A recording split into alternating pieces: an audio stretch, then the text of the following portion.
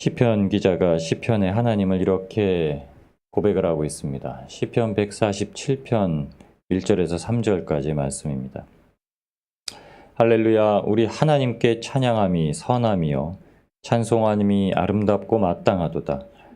여호와께서 예루살렘을 세우시며 이스라엘의 흩어진 자를 모으시며 상심한 자를 고치시며 저희 상처를 싸매시는도다.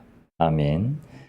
하나님께서는 흩어진 자기 백성을 모으시고 모은 자마다 그 상심한 마음을 고치신다라고 하시고 그 상처를 다 싸매신다고 하셨습니다. 예수님께서 이 땅 가운데 공생의 사역을 하러 오셔서 제일 먼저 행하신 게 바로 이 일이었습니다. 가장 먼저 사람들을 부르시고 그들에게 하나님의 위로와 회복을 주신 것이 첫 번째 일이었습니다. 마태복음 4장 23절에서 25절까지 예수님의 행하심을 이렇게 얘기합니다. 예수께서 온 갈릴리에 두루 다니사 저희 회당에서 가르치시며 천국 복음을 전파하시며 백성 중에 모든 병과 모든 약한 것을 고치시니. 아멘. 이렇게 고치신다라고 했던 건 첫 번째는 천국 복음을 전파하신 것이고요. 두 번째는 그들의 죄악을 친히 감당하시기 위해서 그들의 죄를 치료하시려고 그 병을 먼저 치료해 주신 것이었습니다. 그래서 마땅히 의사가 되셨다고 예수님께서 우리에게 말씀하셨습니다. 마태복음 8장 16절 17절에도 이 결과에 대해서 하나님께서 다시 한번 명확하게 저희에게 말씀하십니다. 저물매 사람들이 귀신 들린 자를 많이 데리고 예수께 오거늘 예수께서 말씀으로 귀신들을 쫓아내시고 병든 자를 다 고치시니 이는 선지자 이사야로 하신 말씀에 우리 연약한 것을 친히 담당하시고 병을 짊어지셨도다 함을 이루려 하심이더라. 아멘. 우리가 연약한 것을 친히 예수님께서 다 담당하시고 병을 짊어지셨다 했습니다. 여러분, 그러니까 하나님 앞에 우리가 병든 것도 치료해달라고 하는 것이 마땅한 겁니다. 병든 자를 위해서 기도하라고 장로님들을 청해서 그 환부의 손을 얹고 기도하기를 하라고 말씀하셨습니다. 그러면 기도하되 병을 낫게 하는 것이 아니라 그 사람의 죄가 사하여질까, 하나님께서 그 은혜를 주실까 한다라고서 야고보 장로는 이 얘기를 합니다. 여러분, 마태복음 8장 17절에 있는 이 말씀이 이사야서 53장 4절에 있는 예언의 말씀을 성취하신 것이다 라고 했습니다. 그런데 이사야서 53장에 보시면 그냥 우리의 병을 잘 짊어지셨다라고 말씀한 게 아니라 이사야서 53장 6절 말씀에 이렇게 얘기합니다. 우리는 다 양 같아서 그릇 행하며 각기 제 길로 갔거늘 여호와께서는 우리 무리의 죄악을 그에게 담당시키셨도다. 그에게 예수 그리스도께 우리의 죄를 다 담당케 하시려고 우리의 육신의 연약함마저 하나님 앞에 간구하게 만드신 겁니다. 우리가 순종치 아니하는 것, 그리고 우리가 하나님의 말씀을 들으려 하지 않은 그 죄악 가운데서도 예수님께서 그것을 다 담당하셨다는 거예요. 그래서 이사야서 53장 11절 12절의 말씀에도 이렇게 얘기합니다. 나의 의로운 종이 자기 지식으로 많은 사람을 의롭게 하며 또 그들의 죄악을 친히 담당하리라. 예수님께서 자기 지식이라고 말씀하셨던 이 부분은 통찰력입니다. 통찰력. 그러니까 하나님을 아는 지식이 다 예수님께 있다라는 거예요.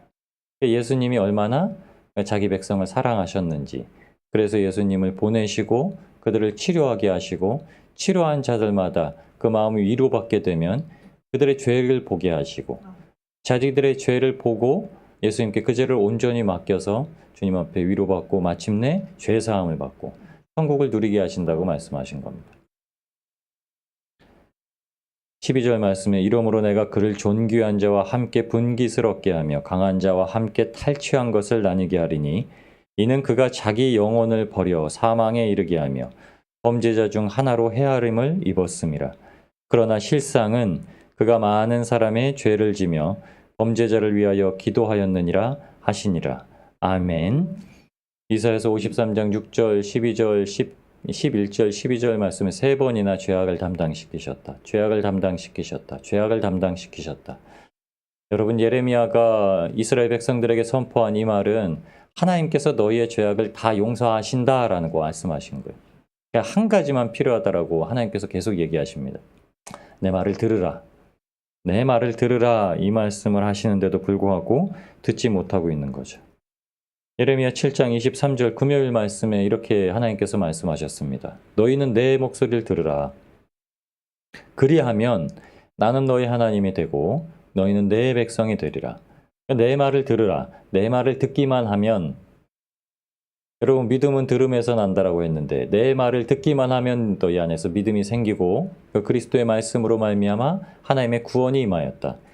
이 관계가 성립된다고 말씀하신 거죠. 하나님은 우리의 하나님이 되시겠고 내 아버지가 되시겠고 우리는 하나님의 백성이 되고 아버지 하나님의 양자가 되어서 천국을 유업으로 누릴 자가 되고, 그렇게 하면은 너희는 나의 명한 모든 길을 행하라 라고 예레미야서 7장 23절에 말씀한 겁니다. 근데 이사야에도 똑같은 말씀이 있습니다. 이사야 55장 3절 말씀에 너희는 귀를 기울이고 내게 나와 들으라.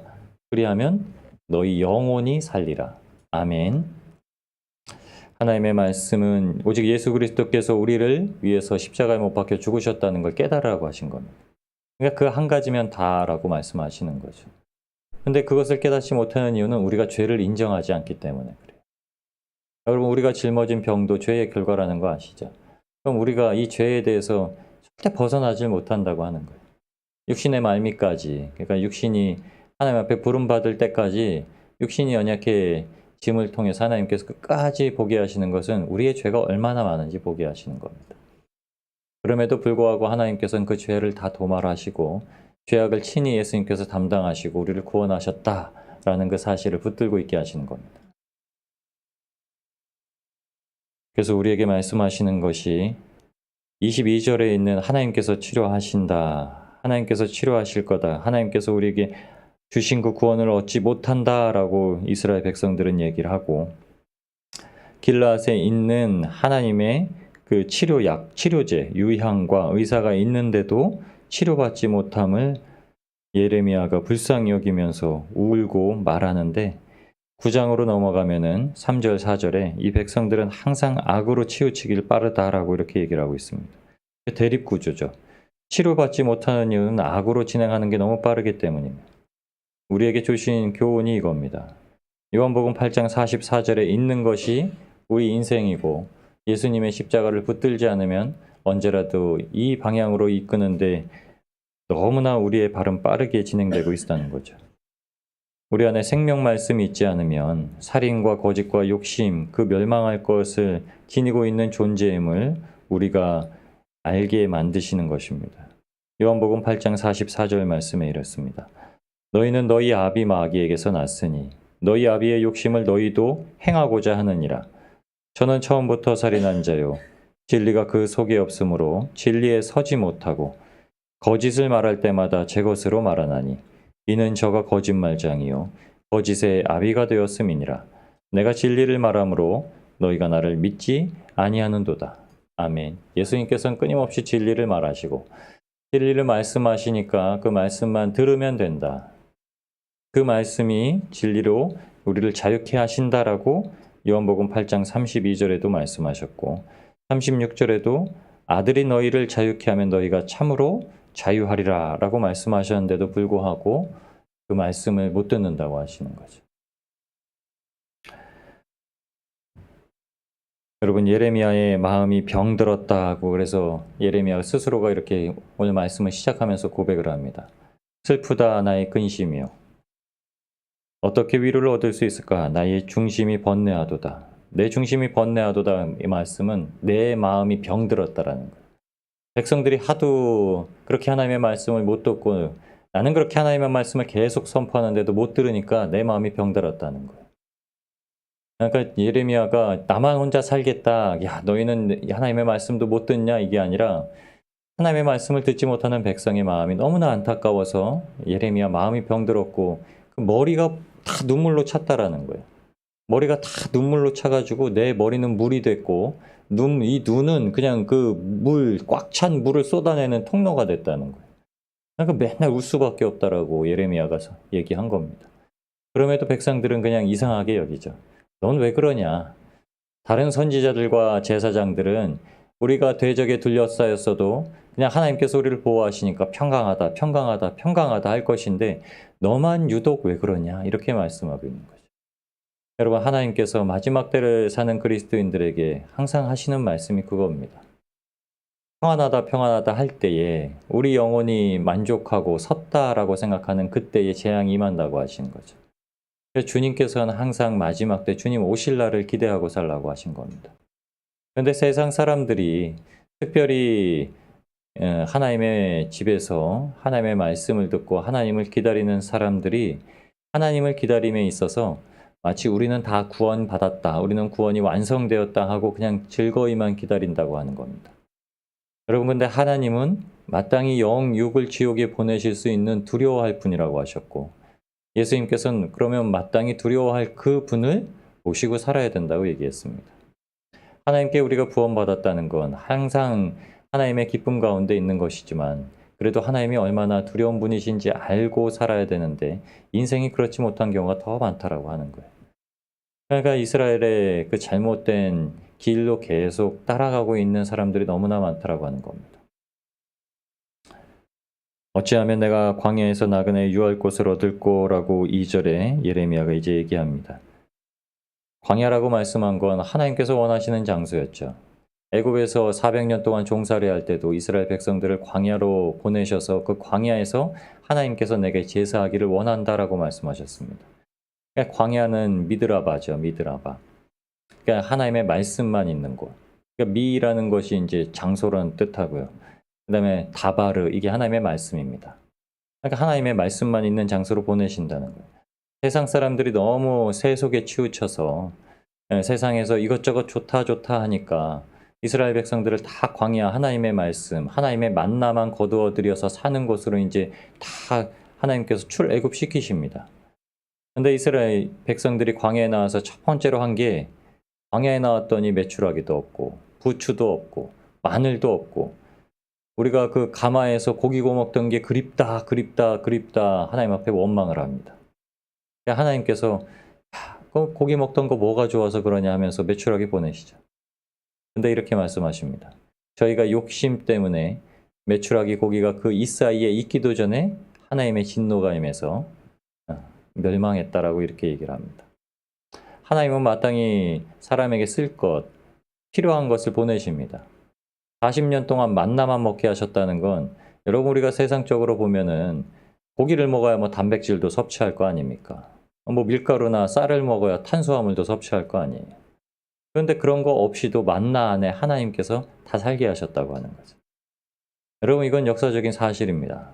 40년 동안 그 가시 같은 꿀바른 과자 같은 그것만 거두어서 먹고 살게 하셨다는 거예요. 구워도 먹고 삶아도 먹고 마음대로 먹어라. 먹고 싶은 대로 먹어라. 근데 그렇게 달콤한 것들이 늘상 먹다 보니까 이스라엘 백성들이 며칠 먹고서 질렸다는 거예요. 그러니까 고기 먹고 싶다는 거예요. 여전히 세속으로 돌아가고자 하나님께서 구원하신 감격은 잊어버리고 그들이 그곳에서 중노동하던 것은 잊어버리고 중노동하고 나서 일 열심히 하고 나서 저녁 때 맥주 한잔 짠 하던 게 그립다는 거예요. 참 희한한 일입니다. 하나님의 은혜 누렸는데도 역시 그게 그립다는 거예요. 제가 신앙생활 처음 했던 모교회에서 이제 주일학교 교사를 하는데 주일학교 이제 교사를 했던 그 선생님들이 좀 친한 분이 한 두세 분이 이제 계셨습니다. 남자 집사님들인데. 주일에 여름 성경학교 준비를 막 하는데 한 집사님이 그렇게 하는 아유 너무 늦게까지 고생했다. 맥주나 한잔하러 가자. 저는 뭐 물론 그때 맥주 마시던 사람이었는데 교회에서는 그래도 외식하고 살아야 될 거 아니에요. 교회에서는 술도 안 먹는 척 담배도 안 피는 척 하고 살았는데 그냥 그 말 하시는데 솔깃 하는 거예요. 그랬더니 다른 한 집사님이 아 무슨 맥주냐 그렇게 하시더라고요. 저는 내심 또 기대하고 있었는데 또 무산됐는데 그냥 쉽게 얘기하는 거예요. 난 그런 게 뭐 의뢰 있는 일입니다. 교회 안에서도 의뢰 있는 일이에요. 술집에 가면은 아이고 집사님 한잔 하세요. 이 말씀하신 테이블도 많이 봅니다. 여러분 하나님께서 원하시는 것은 하나님의 모습대로 정결하게 원하시고 나실인 되는 거 원하신 겁니다. 그리스도인들은 나실인이 된 거예요. 사도 바울이 있는 이 땅에 자기가 가지고 있던 모든 것을 배설물로 여기고 나서 자기가 가지고 있던 명예, 지식, 그리고 가말리엘 문화에서 배웠던 그 영예까지, 베냐민 지파라는 거, 로마 시민권이라는 거, 이렇게 세상 가운데 자랑할 수 있는 것을 다 버렸습니다. 다 버렸는데도 불구하고 사도 바울이 일을 할 때마다, 하나님의 사역을 할 때마다 머리를 깎는 일이 또 발생해요. 머리 깎는 건 나실인의 예법입니다. 내가 하나님 앞에 이제 다시금 마음을 새롭게 해서 하나님께 이렇게 소원합니다 라면 머리 깎는 거예요.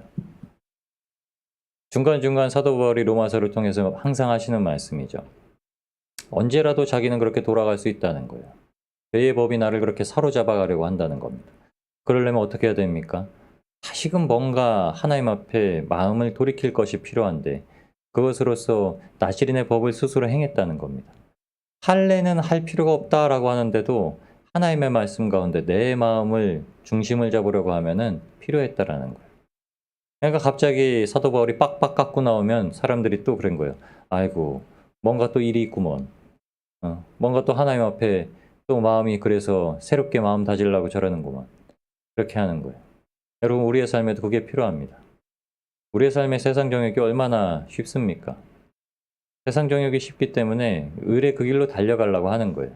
그런데 그때마다 마음을 찢는 할례가 필요합니다. 무언가 필요해요. 머리 빡빡 깎지 마세요. 여자 집사님들 뭐 머리 빡빡 깎을 필요는 없지 않습니까? 근데 마음의 할례는 필요한 거예요. 그러니까 적으십시오. 묵상책에다 적으세요. 그날의 죄가 생각나면 적으시고 빨간색으로 적으세요. 검은색으로 적으면 보이지도 않으니까요. 빨간색으로 적어놓고 종이도 딱 접어놓으세요. 딱 보면은 보다 보면 접힌 데 있잖아요. 그러면 한 이틀, 3일 지나면 잃어버릴 것도 적어놓고서 거기 딱 보면은 또 거기 적혀 있는 거예요. 빨간 글씨 이렇게 적혀 있는 거예요. 너 왜 그러냐 이렇게 적혀 있는 거죠. 그럼 나 왜 그러냐. 3일 지났는데 또 잊어버렸네. 그러니까 약속하시면은 이제는 잊어버릴 나이 되셨으니까 적어놓으세요. 그냥 기억하고 있다 하지 마시고 항상 메모집 갖고 다니면서 적어놓으세요. 하나님께서 우리의 마음 가운데 항상 애통함을 잊어버리게 하지 않으시고 예레미야처럼 애통하게 하시는 이유는 하나님의 말씀 듣는 걸 잃어버렸기 때문입니다. 그래서 마땅히 구원하실 분이 계신데도 우리에게 구원이 없다. 우리가 구원을 못 받는다. 추수 때가 다 지났는데 추수도 못했다. 여름이 다 지났는데 추수도 못했다. 추수하고 여름을 쓰신 이유는 히브리어로 이게 좀 유사하게 쓰인 단어입니다. 그러니까 추수 때 완전히 먹을 게 없다라는 그 뜻을 강조하기 위해서 추수, 여름 이렇게 쓴 겁니다. 그러니까 이제 추수가 끝나고 나면 긴 겨울이 시작되는데 아주 고통스러운 시간 가운데 견뎌야 될 양식이 아무것도 없다라고 고백한 거예요. 하나님은 그런데 그런 분이 아니시죠. 하나님은 자기 백성을 먹이시는 분입니다. 그러니까 이스라엘 백성들이 완전히 하나님을 부인하고 살았던 거예요. 입으로만 주여 주여 시인했지만 하나님께서 행하시는 모든 일들을 부인했던 겁니다. 여러분 오늘 우리의 삶에도 하나님께서 친히 이끄시고 먹이시고 돌보십니다. 그게 하나님께서 우리에게 약속하신 거예요. 사람이 굶어 죽지 않게 하시는 거예요. 굶어 죽을 때가 되면은 아브라함의 품에 안겨서 천국 누리게 하시는 겁니다. 부자 나사로는 그냥 저 지옥에 떨어졌지만 부자 나사로래요. 거지 나사로는 아브라함의 품에 안겼지만 죄송합니다. 이름도 없는 부자는 부족행에 떨어진 거예요. 그러니까 이름도 없는 거예요. 네. 나사로가 지옥 갔으면 큰일입니다. 그래서 거지인데도 이름이 있는 거예요. 저희에게 그래서 새 흰돌에다가 새 이름을 부여하신다고 약속하셨습니다. 먼저는 우리가 그리스도인이란 그 이름 들고 살아가고 있고요. 주님께서 다시 오실 날은 어떤 이름으로 불릴지 모르겠습니다. 그러나 하나님께서 가장 영화로운 이름으로 우리를 부르시고 하나님의 품에 친히 안아 주실 것입니다. 오늘도 이 약속의 말씀을